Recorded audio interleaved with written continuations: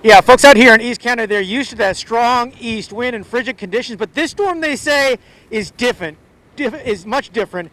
Conditions have really been relentless, and with so many people without power, they're struggling to stay warm.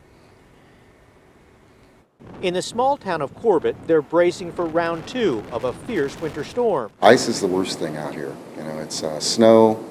It's not that big a deal, but ice is the worst thing because once it's here, it's here. This small community near the Columbia River Gorge struggled without power and water throughout the weekend. Many residents set up generators, but inside it's so cold, a bucket of water started to freeze. At Crown Point RV Park, almost everybody left after several days with no electricity. I would say 90% of them have gone and gotten rooms or gone and stayed with families. Everybody hunkered down as long as they could.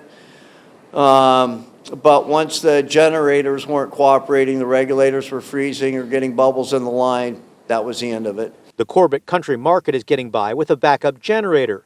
A string of extension cords lines the floor. It's enough to power the registers and enough to power credit card machines. So getting by. We're getting by. Crews are working to fix the power problem, and water service has been restored after a car crash and frozen equipment took it offline. Having a shower would be nice. It's been like 3 days, and I'm ready for a shower. This rugged community is used to winter storms, but longtime locals admit this was one of the worst after days of brutal cold and wind. Again, water service has been restored in Corbett, but there is a boil water notice for residents. The challenge is a lot of people don't have power, so they can't boil the water. In addition to that, a lot of them have frozen pipes. Hey, Kyla Boshi there reporting on the east side in East County.